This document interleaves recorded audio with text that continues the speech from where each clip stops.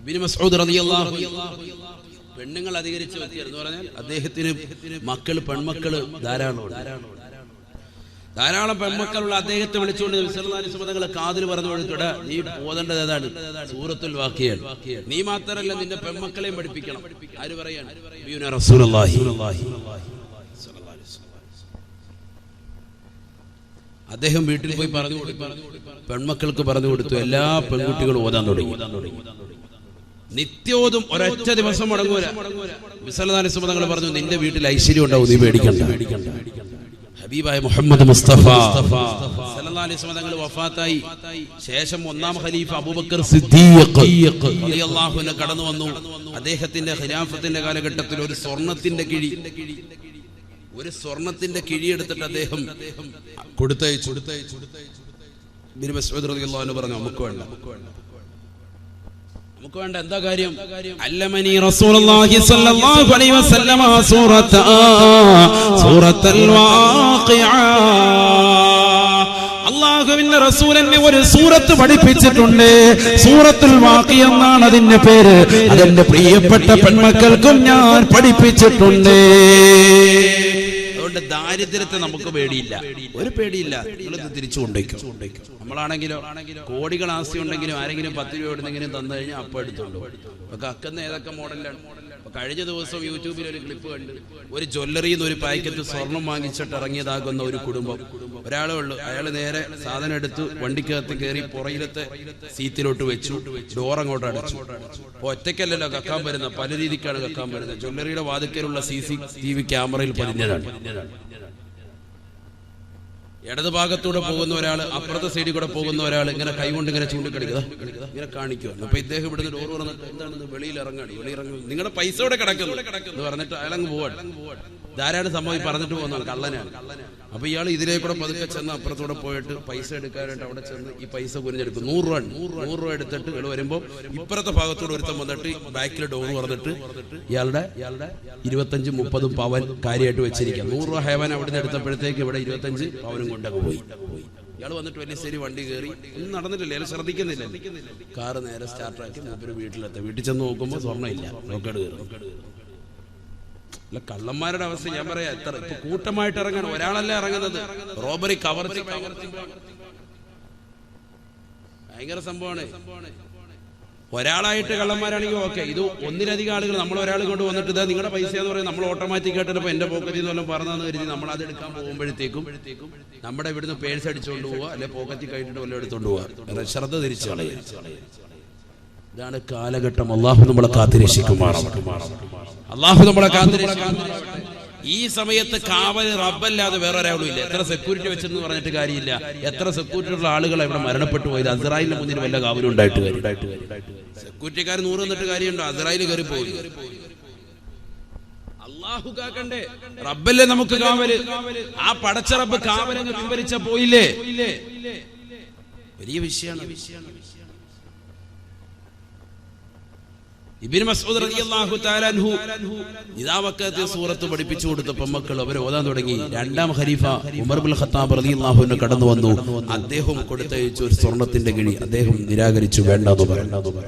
എനിക്ക് വേണ്ട, കാരണം എന്റെ പെൺമക്കളെ ഞാൻ ഖുർആൻ പഠിപ്പിച്ചിട്ടുണ്ട്. മക്കളെ, ആ മക്കളെല്ലാം അത് ഓതുന്നുണ്ട്. പെൺമക്കൾ ധാരാളം അധികരിച്ചാണ് അദ്ദേഹം. അതുകൊണ്ട് റസൂലുള്ളാഹി പ്രത്യേകം ഗൗനിച്ചതാണ് അദ്ദേഹം. മൂന്നാം ഖലീഫ ബഹുമാനപ്പെട്ട ഉസ്മാൻ ഇബ്നു അഫ്ഫാൻ റളിയല്ലാഹു അൻഹുവിന്റെ കാലഘട്ടത്തിൽ വീണ്ടും കൊടുത്തയച്ചു. മാനവറുകൾ പറഞ്ഞു, എനിക്ക് പ്രശ്നമില്ല. കാരണം എന്താണ്? അല്ലമനി റസൂലുള്ളാഹി സ്വല്ലല്ലാഹു അലൈഹി വസല്ലം സൂറത്താ. ഹബീബായ റസൂലുള്ളാഹി സ്വല്ലല്ലാഹു അലൈഹി വസല്ലം തങ്ങൾ എന്നെ ഒരു സൂറത്ത് പഠിപ്പിച്ചിട്ടുണ്ട്. ആ സൂറത്തിന്റെ പേര് സൂറത്തുൽ വാഖിഅ എന്ന. അതെന്റെ പ്രിയപ്പെട്ട പെൺമക്കളെയും ഞാൻ പഠിപ്പിച്ചിട്ടുണ്ട്. അവർ ഓതുന്നുണ്ടെന്ന് ഇബ്നു മസ്ഊദ് റളിയല്ലാഹു തആല അൻഹു. സ്വർണ്ണക്കീഴ് 3 പേരുടെ കയ്യിൽ നിന്നും നിരാകരിക്കുകയാണ്. 3 ഖലീഫമാരുടെ കയ്യിൽ നിന്ന്. ചരിത്രം പ്രസിദ്ധമാണ്. ഉസ്മാൻ ഇബ്നു അഫ്ഫാൻ റളിയല്ലാഹു അൻഹുവിന്റെ കാലഘട്ടത്തിൽ അദ്ദേഹം മരണപ്പെട്ടു പോയി. ഇബ്നു മസ്ഊദ് റളിയല്ലാഹു അൻഹു. ഒരു പ്രശ്നം അവരുടെ വീട്ടിലുണ്ടായില്ല, ദാരിദ്ര്യം അവർക്കില്ല. എന്താ കാരണം? ഖുർആനിൽ വിശ്വാസം ഉറച്ചു എന്ന് മാത്രമല്ല, ആ ഖുർആൻ കൊണ്ട് അമൽ ചെയ്തു. നമ്മൾ നമ്മളിന്ന് ഖുർആൻ ഇവിടെ കൈകൊണ്ട് തൊടുന്നു. ആർക്കാ ഇന്ന് ഖുർആൻ ഓതാൻ നേരം? ഖുർആൻ ഇന്ന് കൈകൊണ്ട് തൊടുന്നില്ലല്ലോ. ഖുർആന്റെ ആളുകളാണെന്ന് നമ്മൾ അവകാശപ്പെടുന്നെങ്കിൽ പോലും ലോകത്ത് ഏറ്റവും കൂടുതൽ പാരായണം ചെയ്യപ്പെടുന്ന ഗ്രന്ഥം എന്ന് പറയുന്ന വിശുദ്ധ ഖുർആൻ മുസ്ലിം സഹോദരാകുന്ന നമ്മൾ കൈകൊണ്ട് തൊടുന്നില്ല. അല്ലാഹു കാത്തിരക്ഷിക്കട്ടെ. ഖേദമെന്ന് പറയട്ടെ, ഇന്നത്തെ ദിവസത്തിൽ ഖുർആൻ കൈകൊണ്ട് തൊട്ടവർ എത്ര പേരെന്ന് ചോദിച്ചാൽ എത്ര പേർക്ക് കൈവെക്കാൻ സാധിക്കും? ഞാൻ ചോദിക്കുന്നില്ല.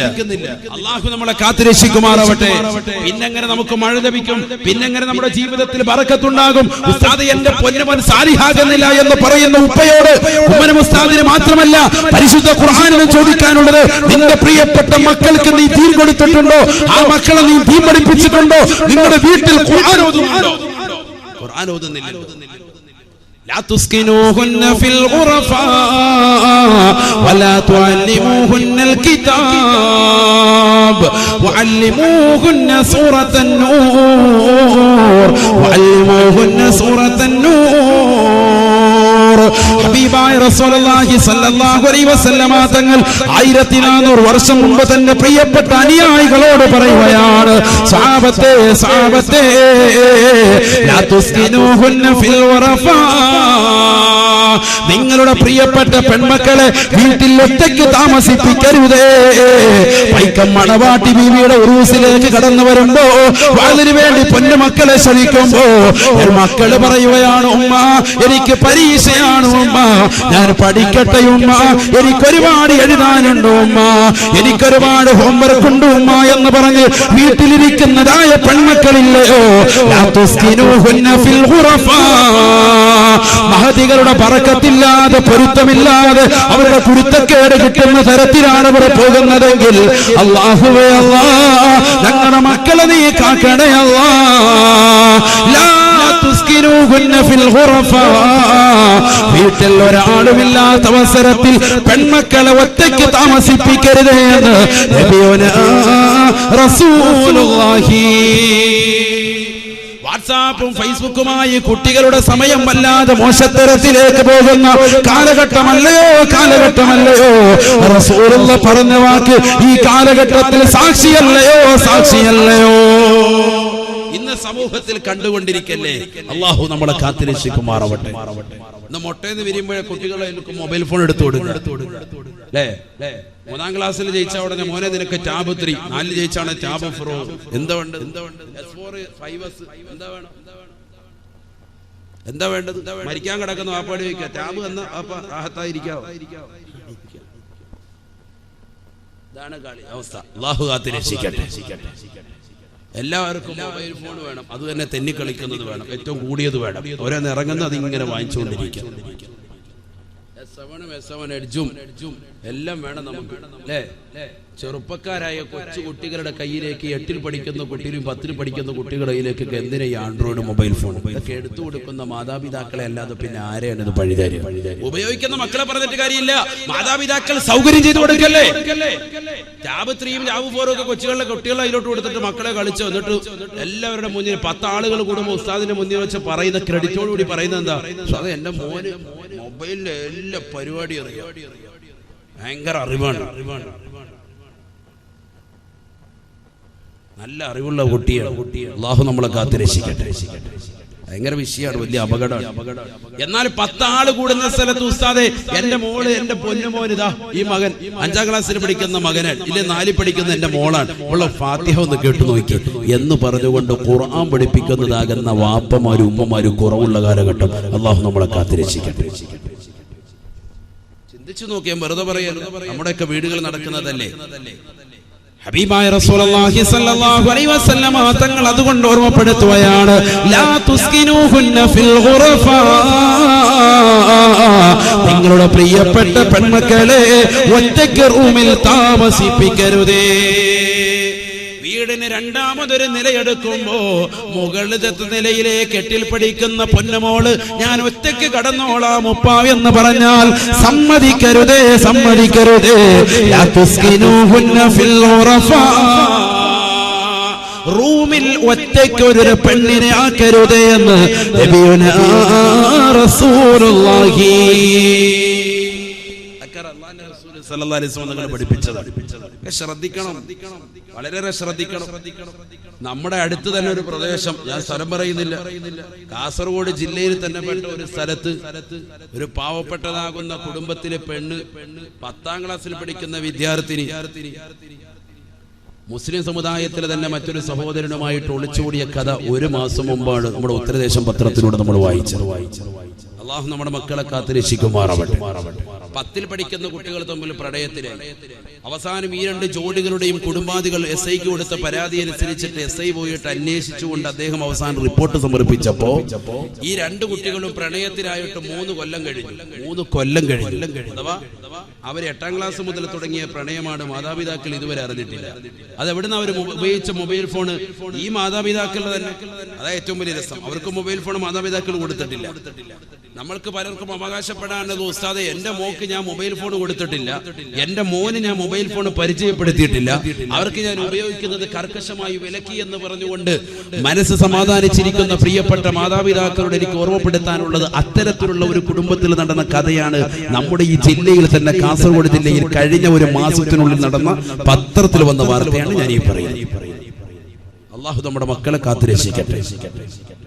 10ൽ പഠിക്കുന്ന കുട്ടി SI പറഞ്ഞു ഇവര് പ്രണയത്തിലായിട്ട് 3 കൊല്ലമായി. എന്നിട്ട് അവർ പറഞ്ഞു ഇവര് മാത്രമല്ല, ഏകദേശം ഈ ടീനേജിലുള്ള ഈ പ്രായത്തിലുള്ള കുട്ടികളൊക്കെ ഈ ഒരു കോലത്തിലാണ് എന്ന് പറഞ്ഞാൽ മാതാപിതാക്കൾ ഫോൺ കൊടുക്കണ്ട, അവരറിയാതെ രഹസ്യമായി പാതിരാത്രി സമയത്ത് പുതപ്പിനടിയിൽ നിശീതതയിൽ കൂരിരുട്ടിനെ വകഞ്ഞു മാറ്റിക്കൊണ്ട് തന്റെ കാമുകനെ ഫോൺ വിളിച്ചുകൊണ്ട് സായുജ്യമണിയുന്നതാകുന്ന സഹോദര സഹോദരിമാരാണ് നമ്മുടെ മക്കളിൽ അധിക പേരും. അള്ളാഹു കാത്തിരക്ഷിക്കട്ടെ.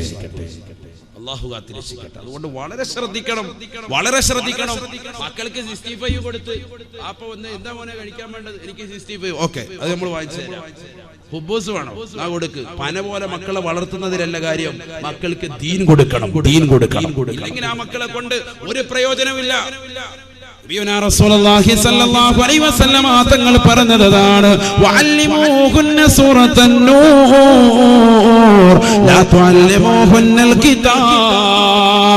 നിങ്ങളുടെ പ്രിയപ്പെട്ടതാകുന്ന പെൺമക്കൾക്ക് ഭൗതികമാകുന്ന അറിവ് മാത്രമായി നൽകരുതേ, ഭൗതികം മാത്രമായി പെൺമക്കൾക്ക് കൊടുക്കരുതേ. ഇന്ന് മദ്രസ വിദ്യാഭ്യാസത്തെ അന്യവൽക്കരിക്കുന്ന കാലഘട്ടത്തിലാണ് മുസ്ലിം സമുദായം പോയിക്കൊണ്ടിരിക്കുന്നത്. 5ാം ക്ലാസ്സിലേക്ക് മദ്രസയിൽ എത്തുമ്പോൾ തന്നെ ഉസ്താദിന്റെ മുഖത്തടിച്ചുകൊണ്ട് പറയുകയാ, ഉസ്താദേ എന്റെ പ്രിയപ്പെട്ട പൊന്നുമോളെ പ്രായപൂർത്തിയെത്തിയ ഉസ്താദേ, ഇനി ഞാൻ അവളെ മദ്രസയിലേക്ക് പറഞ്ഞേക്കുന്നില്ല. പക്ഷേ അതേ മാതാപിതാക്കൾ തന്നെ 5ാം ക്ലാസ് കഴിഞ്ഞതാകുന്ന പൊന്നുമോള് മദ്രസയിൽ നിന്ന് വിളിച്ചിറക്കി കൊണ്ടുപോകുന്ന പൊന്നുമോള് +2 ബികോമും വിട്ട് MBBS-നും BDS നഴ്സിംഗിനും അവളെ പലതരത്തിലുള്ള കോഴ്സിനും വിടാൻ ഒരു പ്രായപൂർത്തിയും പ്രശ്നമല്ല. നമ്മുടെ മക്കൾക്ക് നൽകാതിരിക്കുന്നത് വലിയ അപകടമാണ്.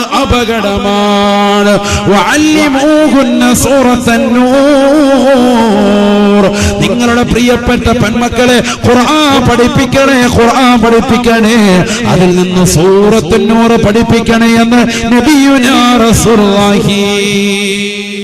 ഖുർആൻ പഠിപ്പിക്കണേ, അതിൽ നിന്ന് പെൺമക്കൾക്ക് സൂറത്തുൻ നൂർ പഠിപ്പിക്കണേ ഹബീബ് റസൂലുള്ളാഹി.